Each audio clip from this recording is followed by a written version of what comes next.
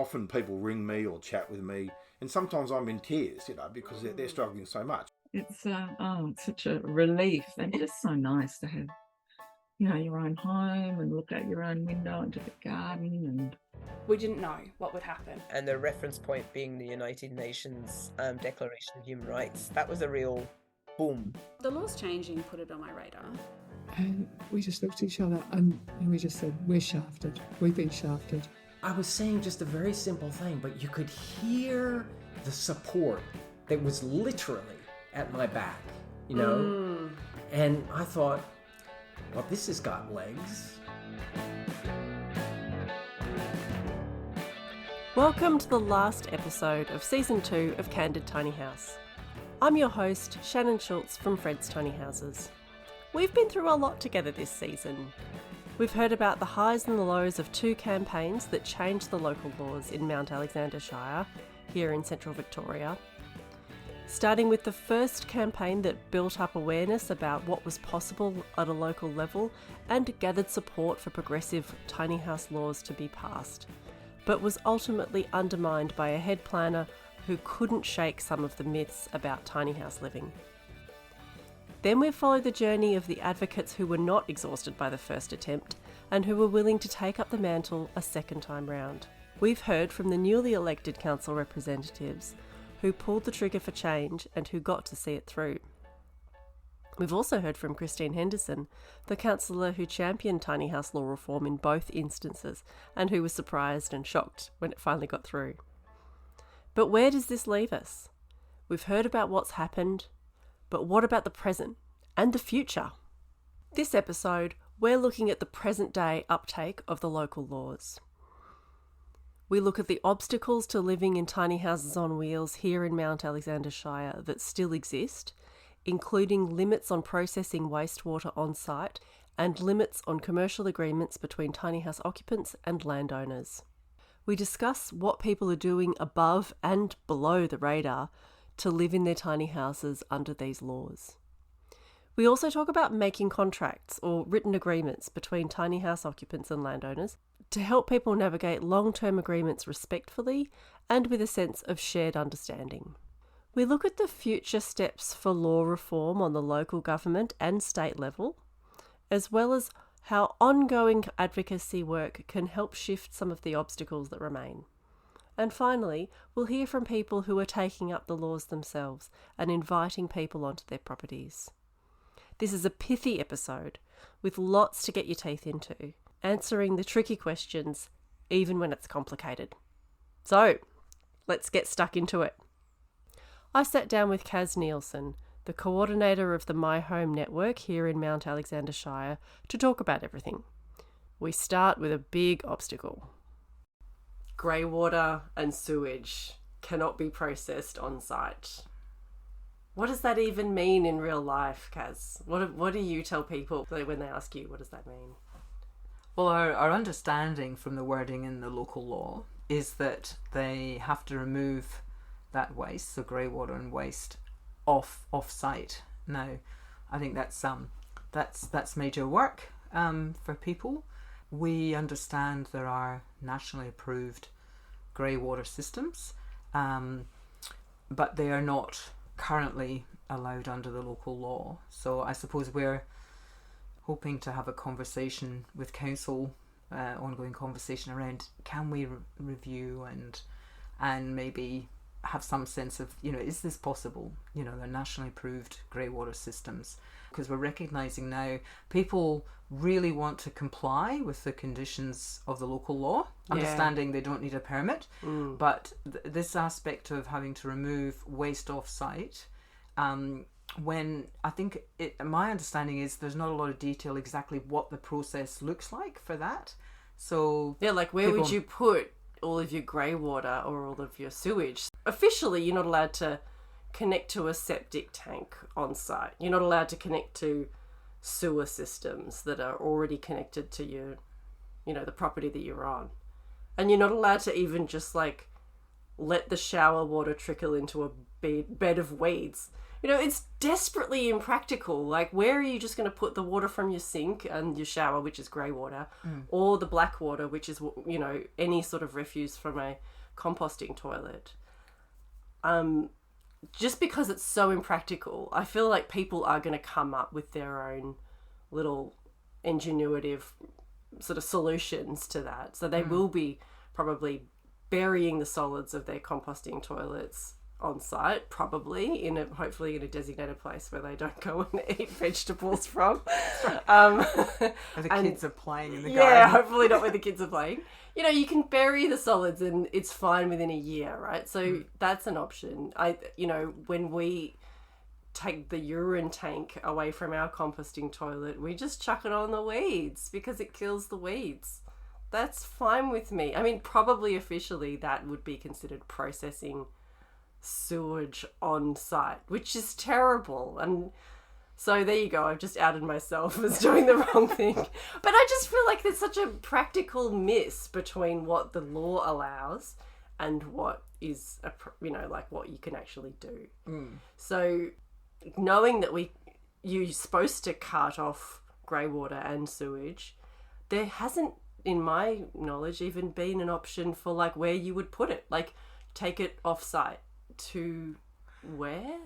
I presume, I understand it's the waste treatment depot. Right, so you can take it to the... So I think you can take like human waste there. Okay.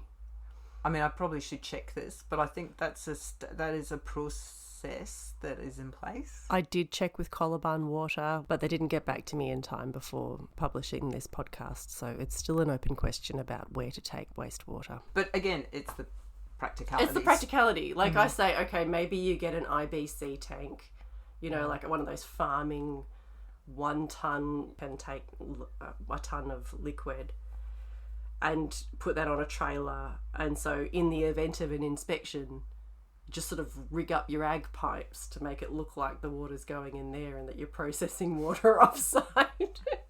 It feels like such a ridiculous situation to put everybody in, and it's really hard if you can see that that's a legal requirement to process offsite. And if you're feeling like you really want to stick to the rules, it's going to be hard. And I think, people, they want to comply. They want to do the right thing. They also want to do the right thing in terms of the housing crisis. It's this constant triaging, or what can we do? But so I feel people are a little bit stuck. Like they're contemplating either themselves having a tiny homes and wheels because it's the only viable, affordable option they'll ever have. Yeah. Or they want to have a tiny homes and wheels on their land, but they want to make sure that Tiny Homes and Wheels complies with the local law. And they're not wanting to make a profit out of having that Tiny Homes and Wheels on land. They're feeling that compassion and wanting to do the right thing, but people, I feel, are just a little bit stuck. And understandably, wanting to do the right thing, and then in order to do the right thing, you have to break the rules because it's just so desperately impractical to do the right thing as the rule is written. Yeah. The other obstacle that people face, and I think it's more from this perspective of the landowners, is the sort of the limits on commercial agreements. It sounds like, they're officially not allowed to collect money. Yeah. So do you hear people worried about that? Yeah, look, again, that they're the two things I feel we hear more of the impediments is the waste management and not being able to have some financial transaction. Now, the people that are coming to us are not thinking of setting up as an Airbnb. Again, they're a cohort of people that live in community, connected to community, and want to do something. They have a sense of agency in the housing crisis, and yet they feel that in their current situation, some sort of limited financial transaction would optimize an arrangement. Sure. And without that, possibly isn't going to happen. Now, some of them are elders in our community. Mm-hmm. They're on a pension. Yep. They're really happy to have somebody in Tiny Homes and Wheels in their backyard to supplement that pension, and they're really aware of the means-tested income. Yeah. They're really aware of what they can earn. So it's not going to be. They're not going to charge a lot. You know? So they're either postponing or thinking, okay, maybe it's not going to be a financial transaction, but you know, there's a bit of unease around that because, yes, lots of people are really creative and they do practical assistance or company or whatever in exchange for having a tiny homes on wheels on somebody's land. Yeah. But sometimes that's not appropriate, or it's not going to suffice for other people. Not everyone has the thing that you need to offer. Yeah, and that's I right. think that there's such a big bandwidth of understanding about how much a monetary exchange legitimizes, formalizes, makes it feel fair. You know, within our community, like we are pretty much raised on and in capitalism, and whilst capitalism has arguably got us into this housing crisis, you know, it is a method of communicating an exchange that we all understand, and that it does feel pretty safe most of the time to agree on a number. Absolutely. It's pretty not personal, you know? Yeah, yeah. So I think that it really holds an ability to facilitate a fair exchange. You know, do we agree that this number is a fair number and we keep agreeing on that? Then absolutely. Yeah, yeah.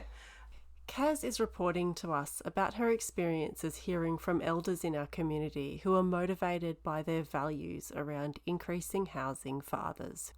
I spoke with Mel, who is similarly motivated from a values perspective to host a tiny house on her property. She lives in a rebellious neighbourhood, her words not mine, in what locals call the West End of Castlemaine, on a quarter-acre block that is set up with a permaculture garden and lots of additional outbuildings for flexible living arrangements. And she is looking for ways of sharing her land. It's super interesting. And I think like the way that I think about this property is I would love to have, you know, whether it's this main house or in the future maybe the secondary dwelling or whatever, like that can be private for me. That could be mine, and you know, I can have that the way that I want it, and I'm quite prepared to be able to share and navigate whatever that means for all of the rest of it. You know, I just think like the boundaries of like what is private and what is shared and then what is public, we could expand the sharing one much more, because public is totally different again. Yeah, I just think it's quite a weird that our private boundaries are so big in this kind of property ownership setup. Feels kind of strange. Yeah, and possibly not attuned to what's going to be needed in the future. Possibly not future ready. Yep. Yeah, I think it's really interesting to everything that I've learned kind of as part of more of my professional career, like looking at, I've done kind of affordable housing projects and also looking at commercially run caravan parks that are functioning as affordable housing, but like not functioning well as that in a way, and looking at like how they can partner with, you know, community services and council and all of that sort of thing. And, you know, I think density is the way to go in a lot of respects. So I'm really interested in what it looks like for us to practice that here. Everyone is reckoning with these questions. Yes. Everybody is reckoning with local food system sovereignty and affordable housing and extreme weather and quality of living and gentrification. Everybody is reckoning with that. So, yeah, that's pretty exciting to me to be part of that bigger conversation. But the complexity for a host like Mel is around a commercial agreement. She might feel inclined to share her land and maybe share the work of running the permaculture garden, but what if rent is paid in money as well as in gardening? How can she advertise the land? Does she do it on the quiet? It's pretty hard to do advertising quietly. It means that people like Mel face a dilemma. Do they do what seems like a creative adaptation to a changing world and offer land in exchange for some rent money and labour?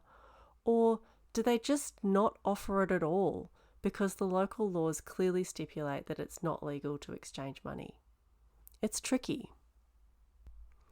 And there are some people who really need the money. They're actually financially motivated to offer land on their property for a tiny house on wheels. I met up with Amelia. It's not her real name. at her place in Castlemaine, and she articulated the need for a financial exchange very clearly. Yeah, so I am thinking of renting that space out to a tiny home owner. Mm-hmm. How do you see it fitting into what you have going on here in your home?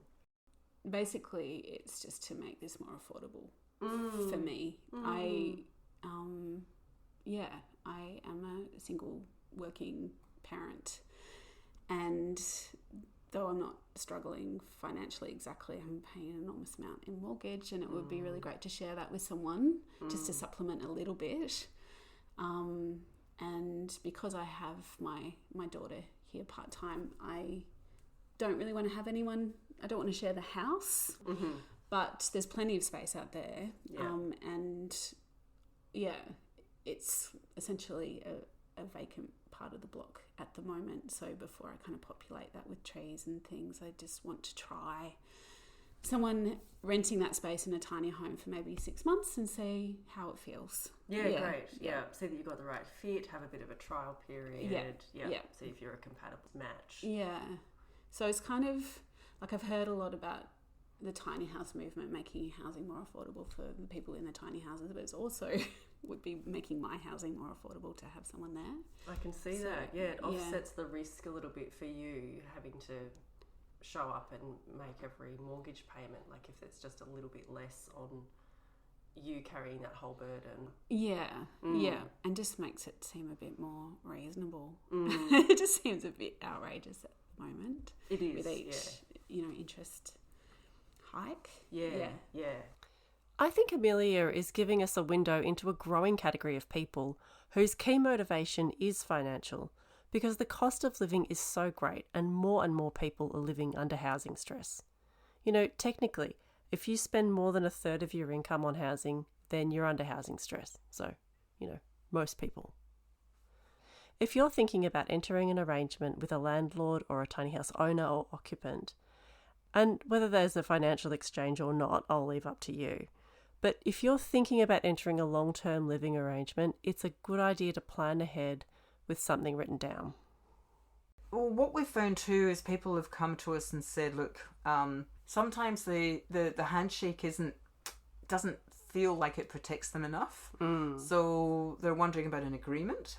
I think that's such a good idea. I'm just going to interject because I know that we always remember the part of the conversation that we want to remember. You hear what you want to hear. Yeah. You hear what you want to hear and you remember the bit that you liked. Yeah. But whether that was the bit that everybody sort of agreed to, it can change. And a year or two down the track, it can be argy-bargy. Yeah, absolutely. So again, what are some of the common terms and conditions they'll contemplate? But then what are the particular terms and conditions for you as a unique arrangement? So right. And what are some of the things that people discuss in those so things can be like, I think an exit sort of clause, like what if shit hits the fan, or you actually have to move out, or life changes, have an exit clause. And then just, I think, to protect people, a bit of a conflict resolution kind of process. But then there's sort of really practical day-to-day living, like, are you allowed pets? How many people live in the tiny homes and wheels? Are you allowed parties? Or how's the land used? What do you share? What don't you share? Privacy stuff. I think there's some of the sort of common. Totally. I could add to that from when we were living at Christine's place. We were parking the car in the wrong spot and wrecking their land, so we had to learn where to park the car. And also just, like, we always used to joke, it's a tiny house, but we have a big shed. Or we need a big shed. Because, there was always stuff that we needed to tote around, tools and stuff. So, is there access to an additional piece of, structure or something if you could put your camping gear? Yeah.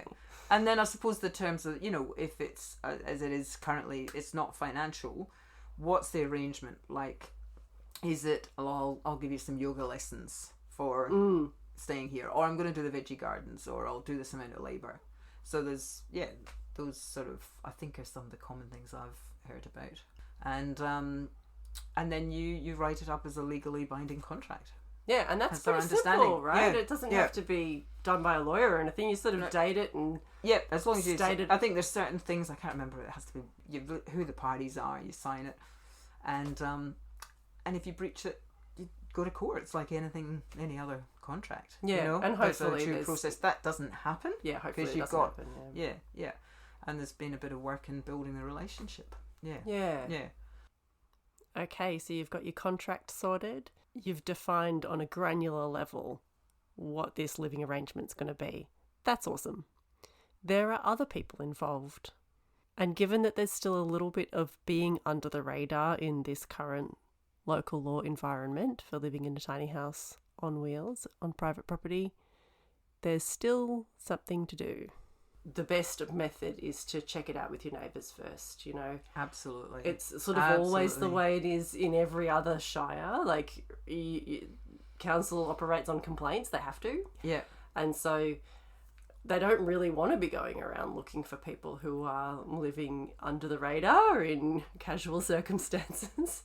But if we disrupt the neighbours, or we block their view, or we impede their ability to feel like they've got privacy where they used to have privacy, or you know, we're just impacting them, then they have a reason to complain. And so when I say go and check it out with your neighbours, anybody who would be potentially impacted with it, with your putting a tiny house there, I always say to people, give that person an opportunity to dissent. Like, really offer them the opportunity, because if they're going to dissent, you need to know about it. Absolutely.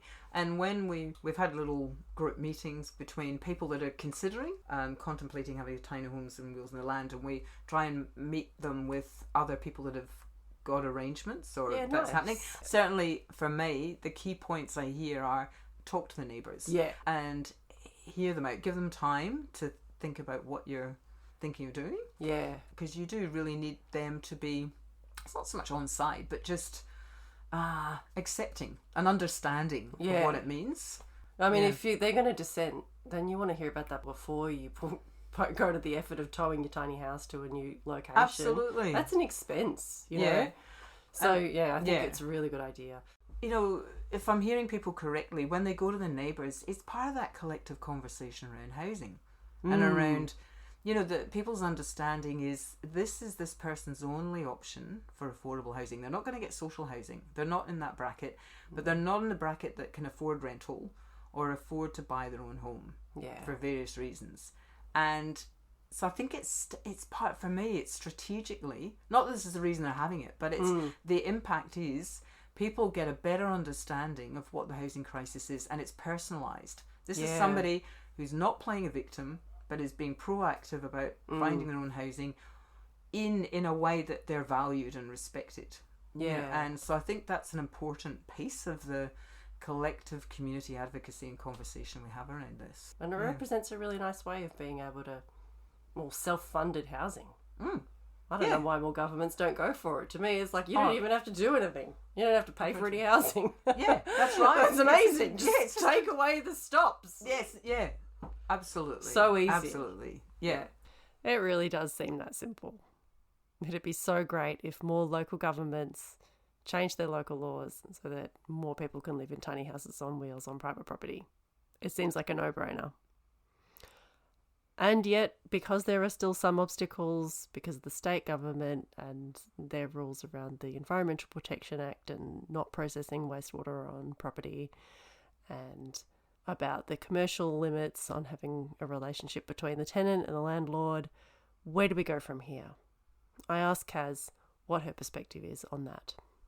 Because we don't want to encourage people to not comply with the local law. Sure. And so I suppose it's the ongoing advocacy, you know, different pieces of advocacy. One, can we keep having a conversation around waste management, and with the using the bulk of evidence around nationally approved systems, maybe tapping into the Surf Coast, Shire trial. The learnings from that.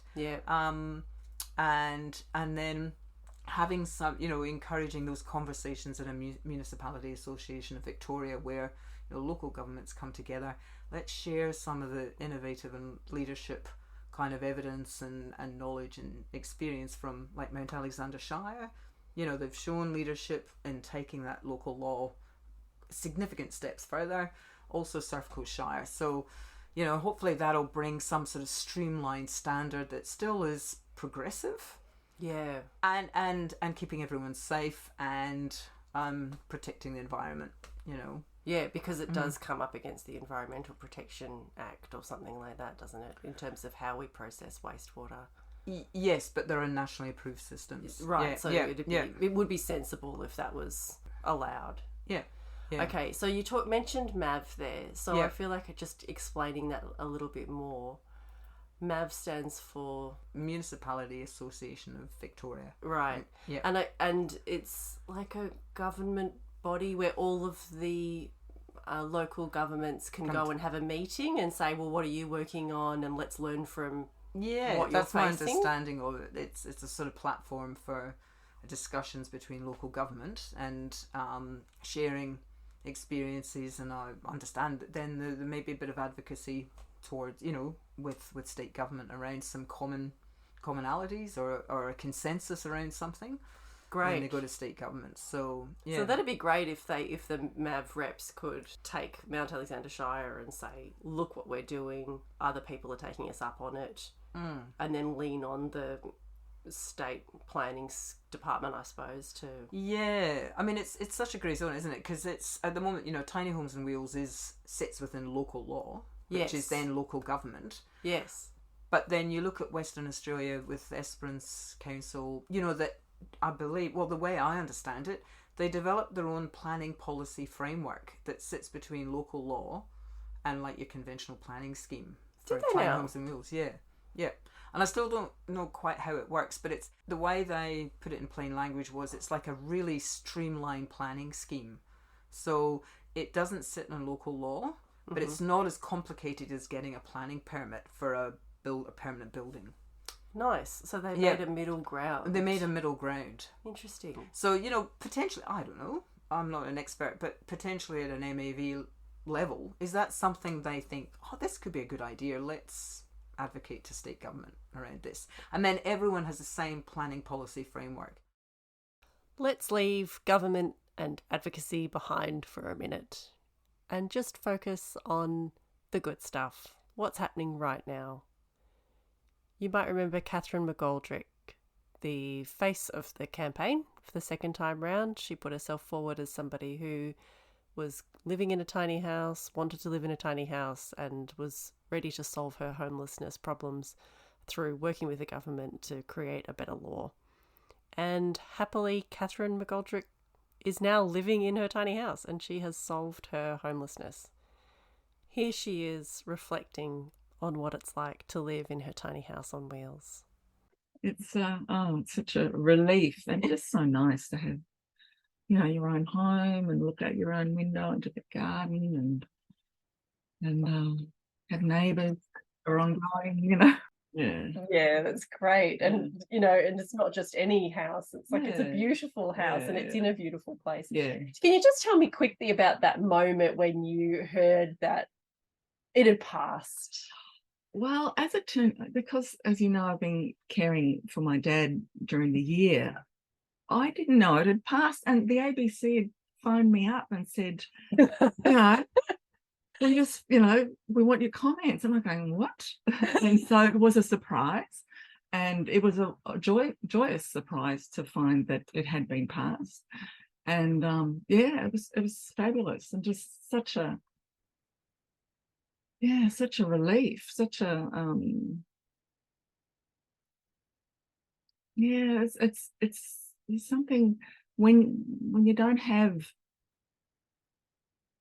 a place that's your home, that you really call your home, you just don't you can't imagine actually what it's like to have your own home, you know, to have just a place, just your place, you know, that's small and simple, but it's, you know, you can actually stand there with your feet on the ground and think, yeah, this is beautiful, and I can be here, you know.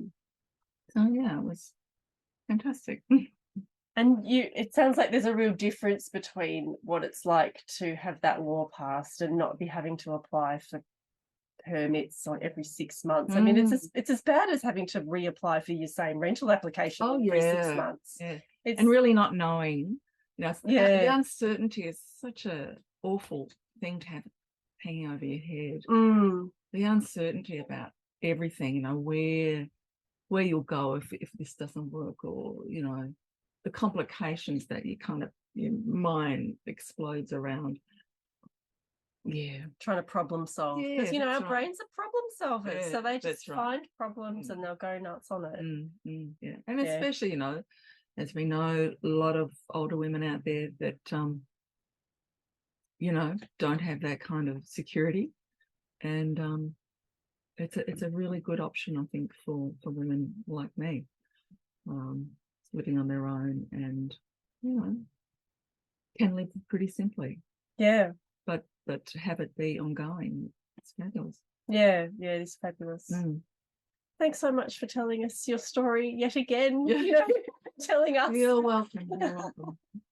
And thanks so much for putting yourself out there and being the face, because I think it really helped the campaign be a successful one and to help people understand the issues.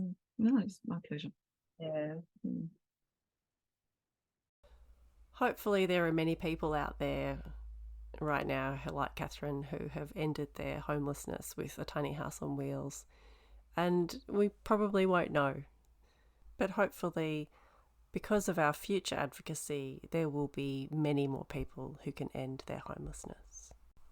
Finally, we're going to hear from Fred Schultz, the person who led the first campaign to change the laws, and I asked him what it was like when he found out that the laws had changed in such a progressive way. I was proud. Proud of us.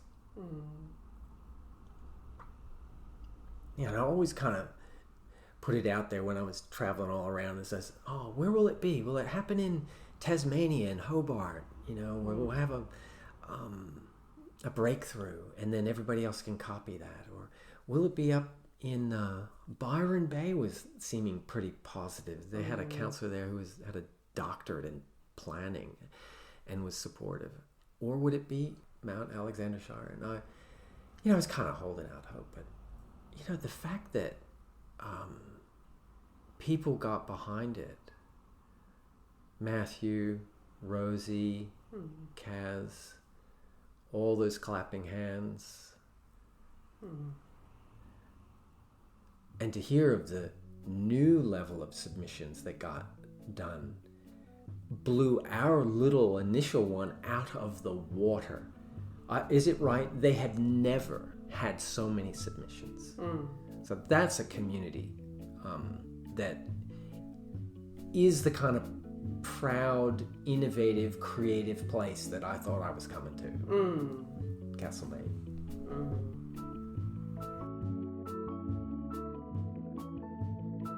Let's do a quick recap of all the pithy topics that we've been over in this episode and look to the future with determination in our hearts to improve the existing laws and to help other local governments change tiny house laws for the better.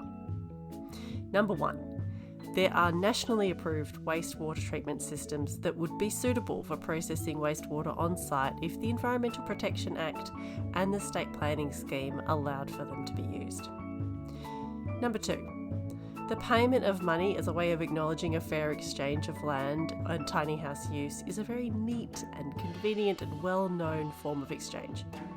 Without the use of monetary exchange, tiny house living and land share arrangements are stifled. People want to comply with the local laws and to share their land, but they're being held back in offering land because of the limits on commercial use. It would be terrific if the exchange of money was not considered a change of use for the tiny house and if it did not trigger the planning scheme. Number 3, these issues are able to be addressed at the Victorian state level, and the Municipal Association of Victoria can support local governments to share how they are solving the problems and to collectively pressure the state government to remove obstacles for people living in their tiny houses.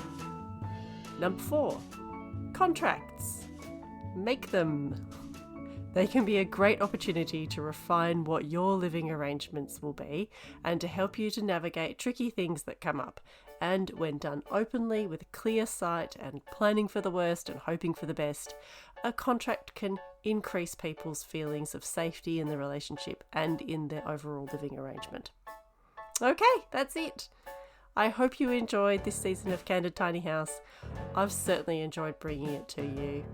I really believe in civil engagement, and I hope this helps you to feel buoyant in your local campaign for more affordable housing options, or whatever you're campaigning for. Big thanks for all our guests today and for all the episodes. Special thanks goes to Kaz Nielsen, whose energy and enthusiasm on this project has just been indefatigable. And special thanks to the people who invited me onto their property to talk about hosting a tiny house. That's Mel and Amelia. And as always, thanks to Catherine McGoldrick for all of her work and sharing her story yet again with us. And to Fred from Fred's Tiny Houses. My husband, beautiful man, always has a lot of heart to share for this tiny house cause. Music for this episode is by Scott Buckley. This podcast was recorded on the unceded lands of the Jara people in Dja Dja Wurrung country. Candid Tiny House is written, recorded, edited and produced by me, Shannon Schultz, from Fred's Tiny Houses. If you enjoyed this episode, please rate and review it on your podcasting app and share it with your friends. Stay candid!